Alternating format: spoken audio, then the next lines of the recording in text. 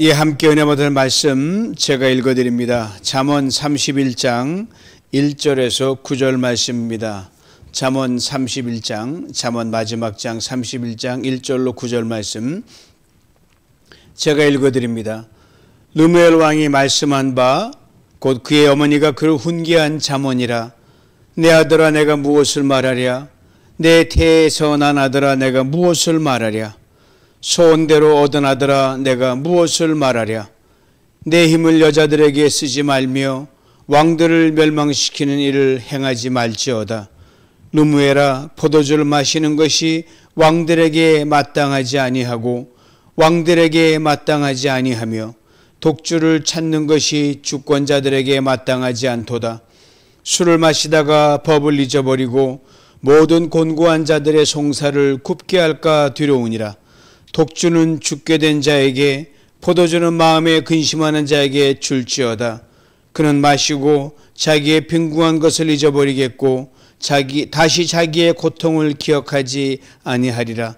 너는 말 못하는 자와 모든 고독한 자의 송사를 위하여 입을 열지니라.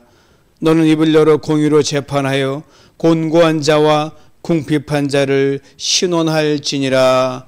아멘.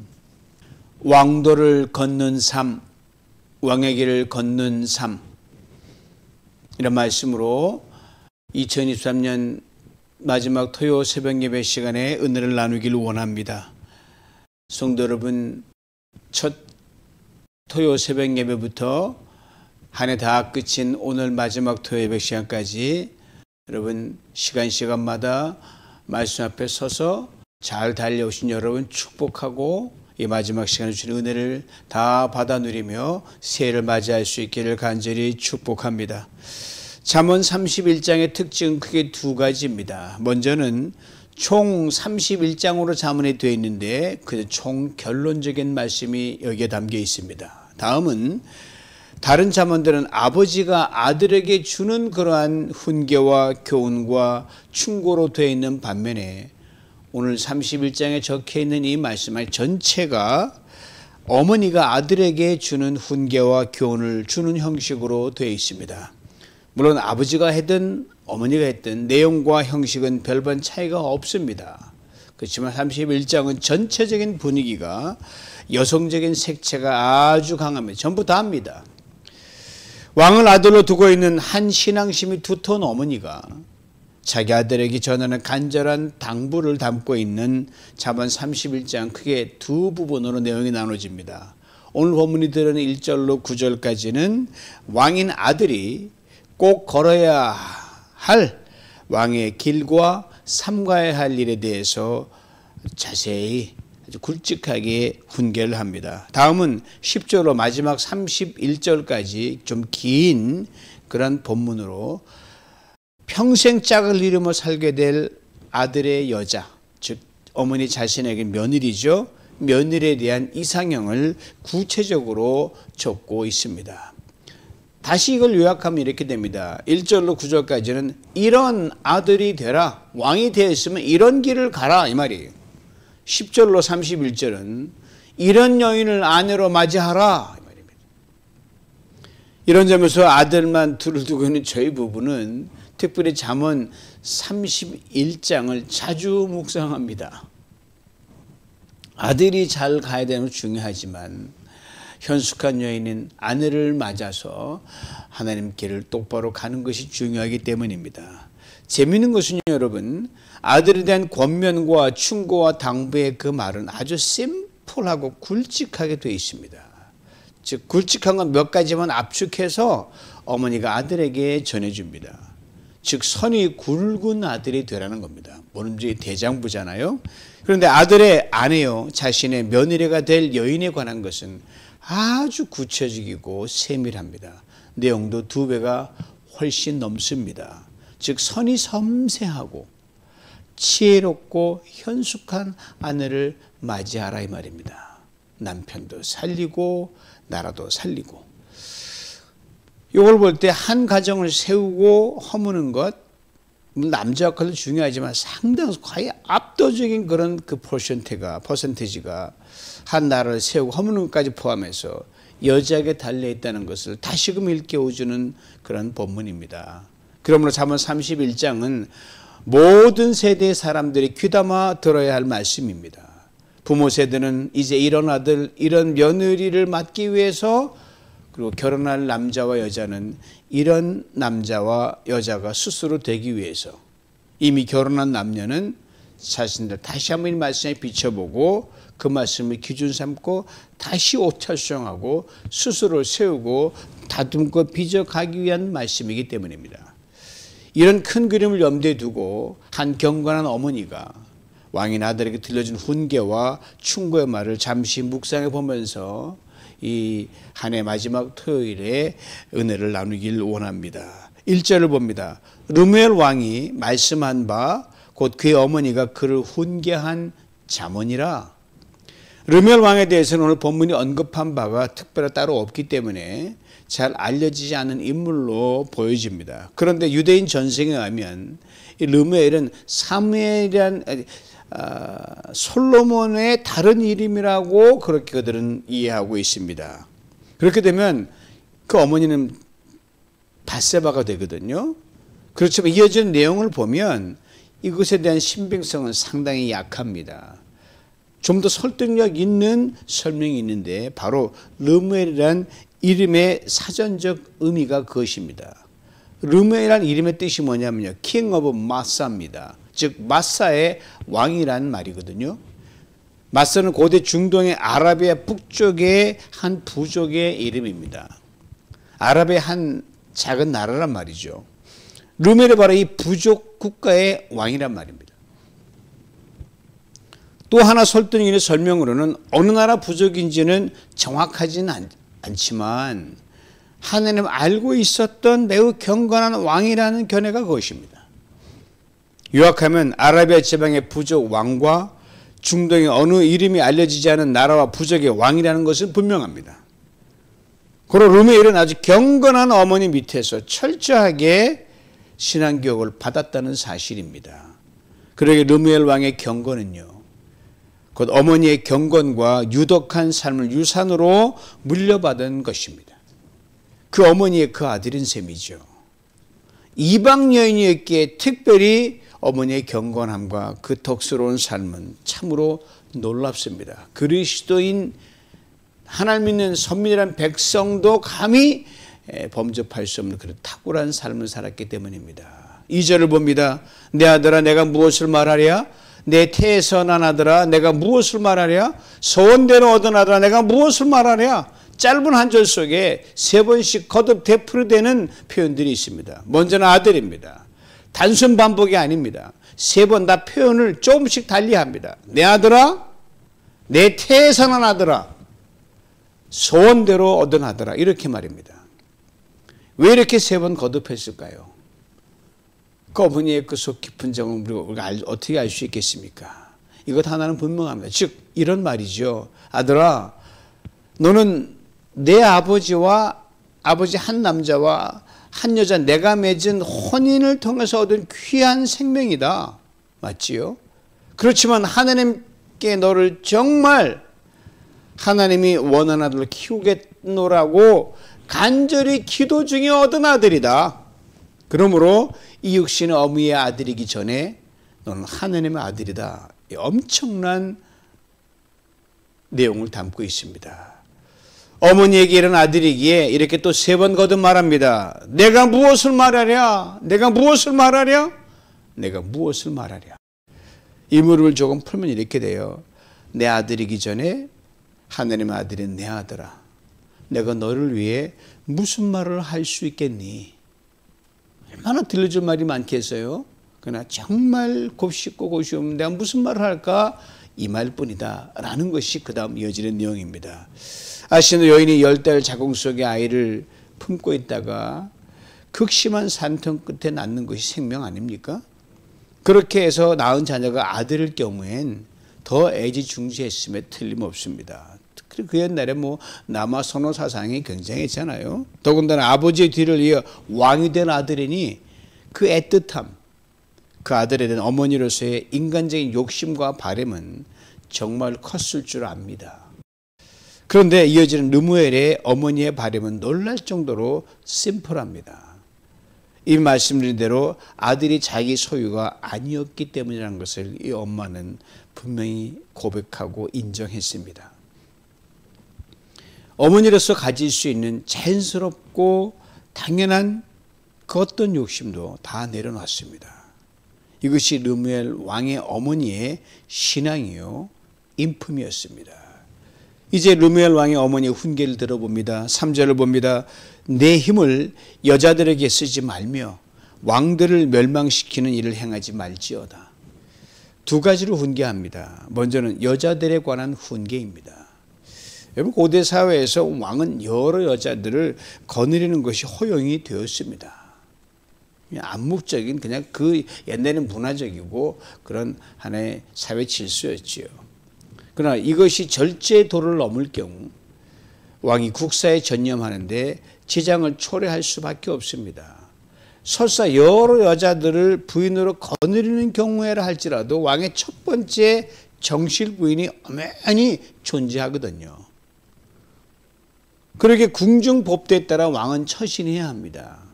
이게 무너지면 소위 말하는 궁궐안이 소란스럽고 크고 작은 갈등과 모함과 시기에 휘말릴 수밖에 없습니다. 인간의 길고 긴 역사가 이것을 웅변으로 우리에게 말해주지 않습니까? 사고를 봐도 온통 그게 거의 다 중심 플롯 아니에요? 그런 증거를 찾기 위해 멀리 갈 필요가 뭐 있겠습니까? 여러분과 들어오니 성경책 안에 그런 그 굵직한 사건들이 다 들어있거든요. 이스라엘 왕들의 역사가 이에 대한 분명한 증거 아닙니까? 가장 분명한 예가 바로 솔로몬 왕과 그의 아버지 다윗 왕입니다. 결과는 우리가 다 알고 있지요. 나라가 두동강이 나고 결국은 국군이 쇠하고 나라가 멸망하는 데까지 이르게 됐단 말입니다. 여자 때문에. 같은 중동 지역에 살고 있었던 르무엘 왕의 어머니가 이것을 분명히 보고 들어서 잘 알고 있었음에 틀림없습니다. 마사라는 민족이 다윗과 솔로몬 통치 시절 유대와 이스라엘에 비해서 변방의 작은 민족이었던 것으로 보여집니다. 그렇지만 이후 유대와 이스라엘에게 벌어지고 있는 일들을 르무엘의 어머니는 반면교사로 삼아서 자신의 아들을 이렇게 훈계하고 있는 겁니다. 오늘 본문에는 언급이 되어 있지 않지만 르무엘의 어머니가 아들을 훈계하면서 귀에 못이 박히도록 들려줬던 말씀이 있었을 줄 압니다. 제 개인적으로는 잠언 5장에 등장하는 다음의 말씀이 아닐까 싶습니다. 잠언 5장 15절 이하 말씀 들어보셔요. 너는 내 음물에서 물을 마시며 내 샘에서 흐르는 물을 마시라. 어찌 내 샘물을 집 밖으로 넘치게 하며 내 도랑물을 거리로 흘러가게 하겠느냐. 그 물이 내게만 있게 하고 타인과 더불어 그것을 나누지 말라. 내 샘으로 복되게 하라. 내가 젊어서 취한 아내를 즐거워하라. 딱 원 분명한 정실 부인을 하나 언급하고 있는 겁니다. 거기에 가장 충실하라고 말하고 있어요. 앞서 말씀대로 왕도 그가 즐겁고 기쁘게 맞이했던 첫 번째 정실 부인이 있었단 말입니다. 그를 가장 소중히 여겨야 되고 가장 즐거워하는 마땅하다는 것, 이거는 고공을 통해서 변함이 없는 사실입니다. 일반 백성들이 알고 있으니 당연한 일 아닙니까?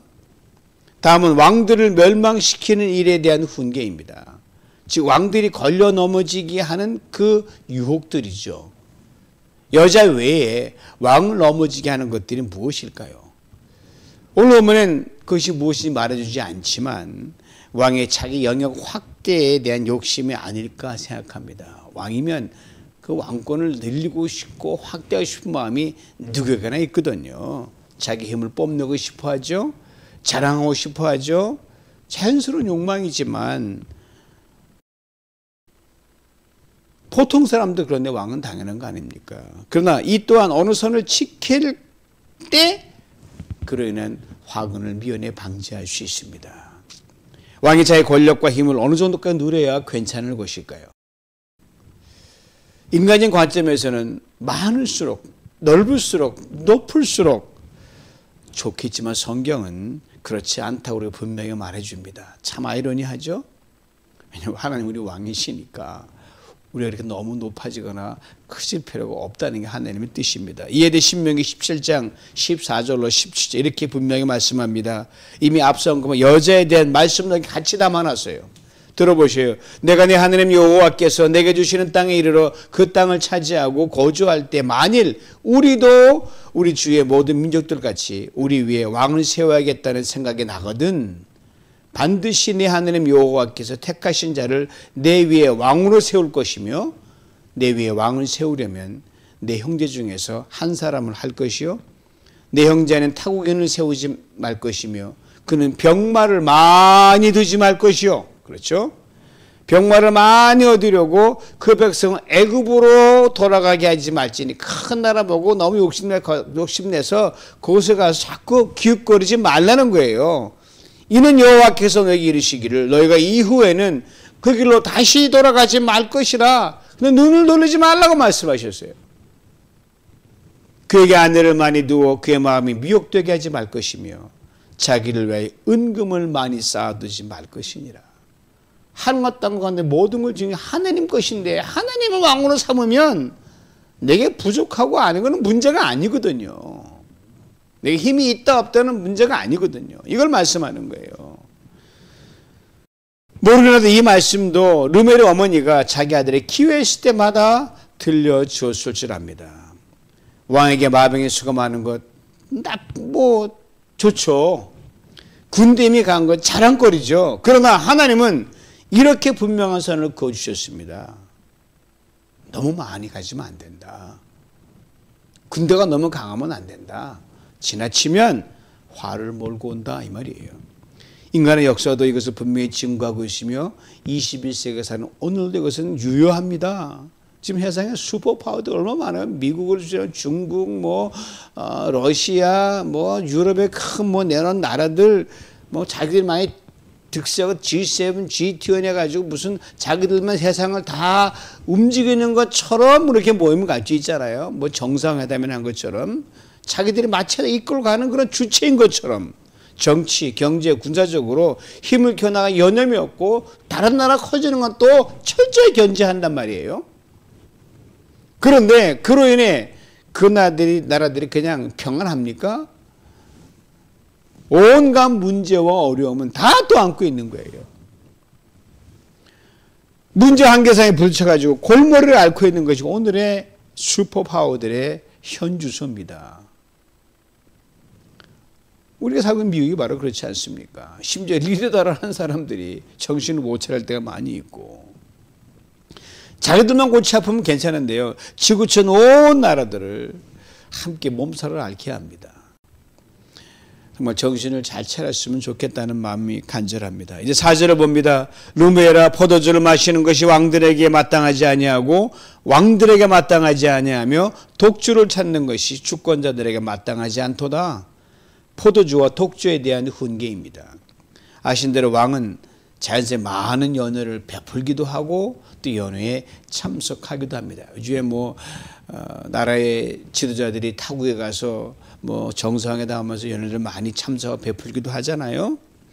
그리고 그 연회의 흥을 돋기 위해서 빠짐없이 들어가는 품목이 있죠. 아이템이 바로 포도주입니다. 포도주가 빠진 연회는 상상할 수가 없습니다. 인간적인 관점에서는요. 가장 극상품 포도주에다 그걸 어느서 만드느냐 나오잖아요. 정상회담 때 무슨 포도주가 그 밥상에 올라간다도 또 뉴스거리가 되고 있지 않습니까? 그러니까 포도주가 빠진 연회는 상상할 수가 없는 것이죠. 그런데 르멜의 어머니는 포도주를 마시지 말 것을 훈계하고 있습니다. 전혀 마시지 말라는 뜻으로 받아들이기는 좀 무리가 따르죠. 잔치를 하긴 해야 되는데 고민입니다. 그러나 포도주가 끼치는 해가 득보다 훨씬 크기에 이렇게 강하게 훈계하는 것이 아닌가 싶습니다. 이렇게 해석하면 무리가 없을 듯합니다.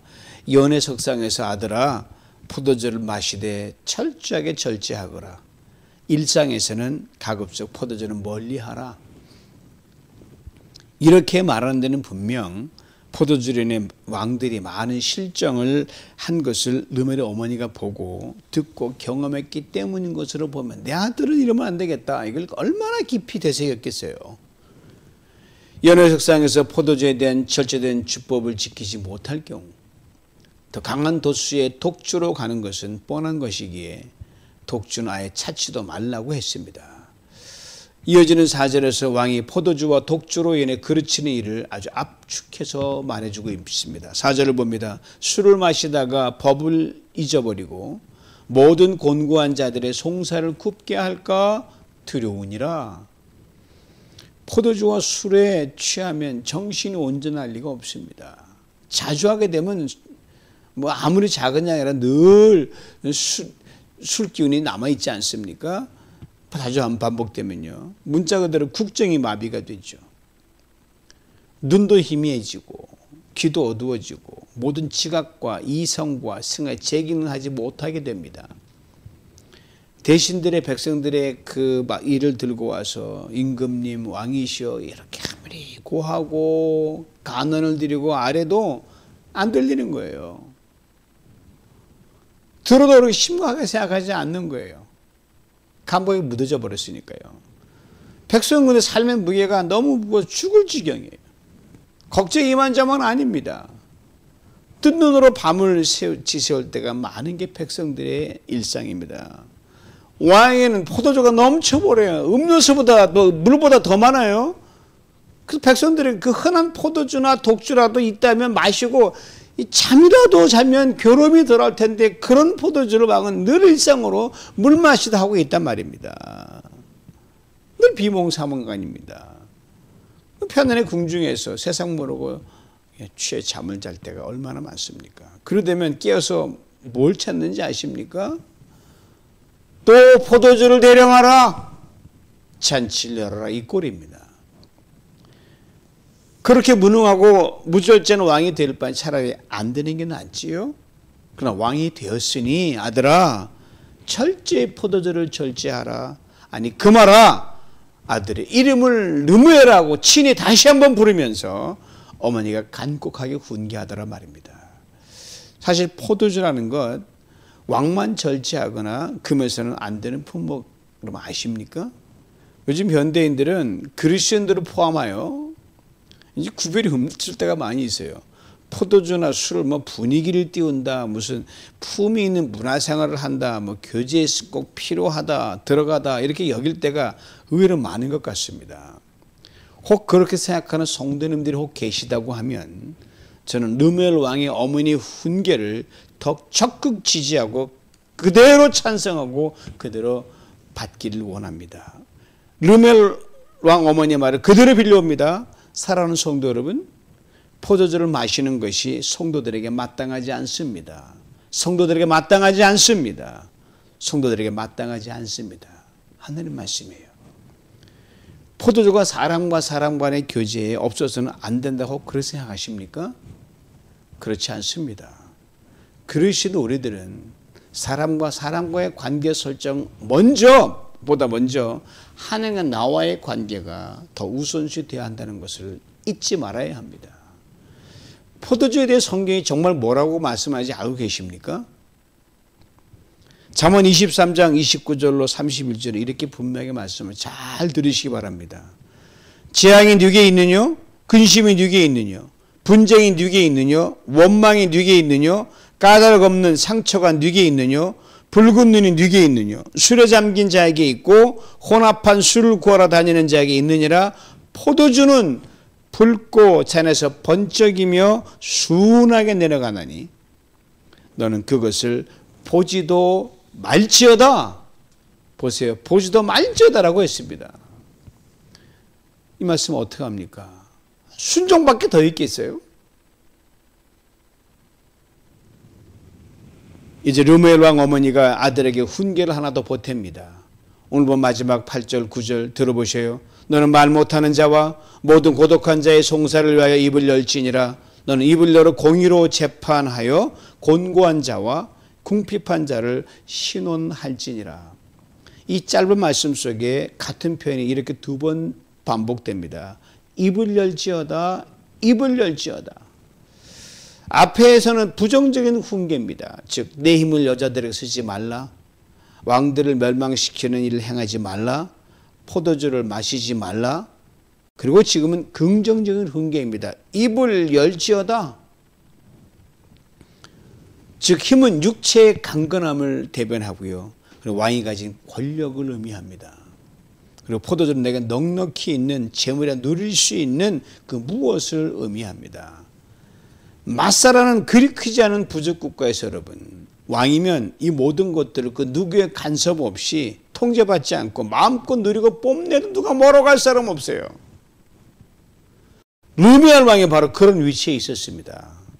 그러나 그 어머니는 이 모든 것에 놓으라고 훈계합니다.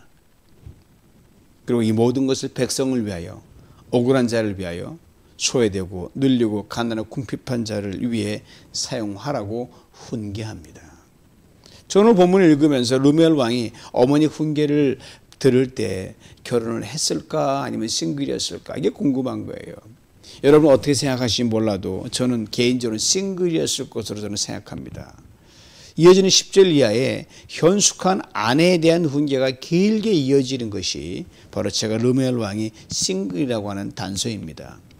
싱글일 때 어머니의 훈계를 아무리 귀담아 들어도 여러분, 결혼하면, 즉 장가가면, 시집가면 어떻게 하면 아내의 영향이 결정적이기에 현숙과 경건한 여인을 아내로 맞지 않으면 여러분 그 훈계를 잊어버리거나 따르지 않을 가능성이 대단히 높기 때문입니다.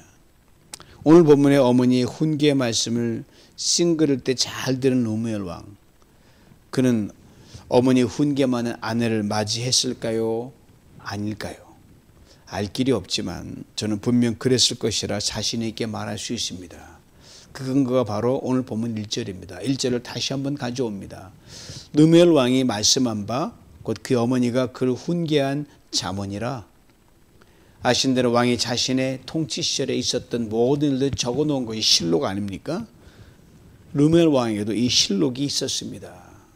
그 남긴 실록이 바로 잠언 31장입니다. 그 싱글 시절부터 현숙한 여인을 맞아 비록 작은 국가의 왕이었지만 평생 경건한 어머니의 훈계를 가슴 깊이 새기고 살았기에 이렇게 후대 사람들에게 생생한 기록으로 남겨두었단 말입니다. 그러게 르메알 왕, 그리고 그를 훈계한 경건한 어머니, 이름이 없는 게 참 아쉽죠. 그리고 그의 현숙한 아내, 오가는 모든 세대에 영원히 빛나는 신앙의 별이 되어 전해지고 우리가 지금 이걸 보고 있습니다. 그렇습니다. 우리 모두는 우리 진정한 왕이신 하느님의 자녀들입니다. 그러기에 다 왕들입니다. 성경도 친히 이에 대해 이렇게 분명하게 증거하고 있지 않습니까? 베드로전서 2장 9절 말씀 들어보세요. 너희는 택하신 족속이요 왕같은 제사장들이요 거룩한 나라요 그의 소유가 된 백성이라.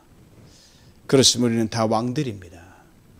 왕은 마땅히 왕이 가야 할 길, 즉 왕도를 걸어가야 합니다. 나를 위한 왕도가 아니라 하나님의 영광을 위하여 더불어 함께 살아가는 사람들을 위한 왕도입니다. 르메알 왕이 걸었던 그 왕도 말입니다. 이 왕도의 길을 바로 예수 그리스도께 친히 완벽하게 하느님이신 그가 이 땅에 사람을 오셔서 그 길을 친히 걸어가셨습니다. 예수 그리스도 걸어가신 왕의 길, 왕도에 대해 성경이 이렇게 분명하게 증거합니다. 고린도후서 8장 9절 말씀이나 들어보셔요. 우리 주 예수 그리스도의 은혜를 너희가 알거니와 부요하신 이로서 너희를 위하여 가난하게 되심은 그의 가난함으로 말미암아 너희를 부요하게 하려 하심이라. 이 말씀 제가 너무너무 좋아하는 말씀이에요.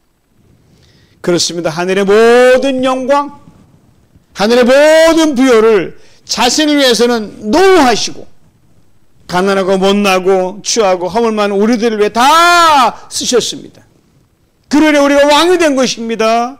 부유하게 된 것입니다. 오래전 르메알 왕이 왕도의 길을 갔습니다. 예수님 오시기 훨씬 전에.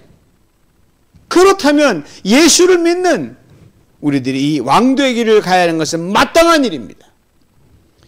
2023년 3년 한 해 이제사 돌아보니 왕이지만 다 왕이었잖아요. 그에 걸맞는 왕도를 섰는 삶을 살지 못한 자취들이 여기저기 셀 수 없이 많아요. 가정에서도 왕노릇 제대로 못했고, 직장에서도 그렇고, 교회에서도 그렇고, 어디를 가도 그렇고, 관계에서 그렇고, 거치는들이 왕이 제대로 못하니까 얼마나 그것 때문에 시끌벅거렸습니까? 주님께 부끄럽습니다. 세상에 대해서도 미안합니다. 우리가 왕처럼 못 사는 게 항상 이렇게 힘든 거예요.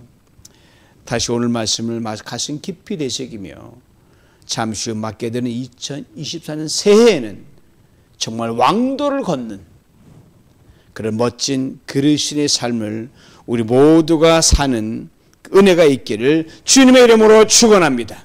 하느님 아버지 감사합니다. 한 해 끝 이 토요 새벽 시간에 우리가 왕같은 제사장으로 어떻게 길을 걸어가야 될지 다시금 말씀으로 깨닫게 하시니 참으로 감사합니다. 우리가 왕의 길을 제대로 하지 못했기에 세상에 시끄러웠고 남에게 상처를 주었고 우리도 비틀거렸던 많은 지난 자취들이 보입니다. 하나님, 이런 우리를 그대로 품어주시고 새해를 맞게 하시 하나님 감사합니다. 주님, 왕도를 분명히 걸어가신 그 주 예수 그리스도를 보고 예수 오시기 전에 그가 갔던 누멜왕의 그 흔적을 보고 우리도 정말 아버지 하나님 왕의 아들처럼, 아니 왕처럼 그 왕도를 걷는 삶을 살기를 원합니다. 그래, 가정이, 직장이, 공동체가, 우리 관계가 우리로 인하여 살만 나는 삶 될 수 있도록 우리를 축복하여 주시옵소서. 예수님의 이름으로 기도하옵나이다. 아멘.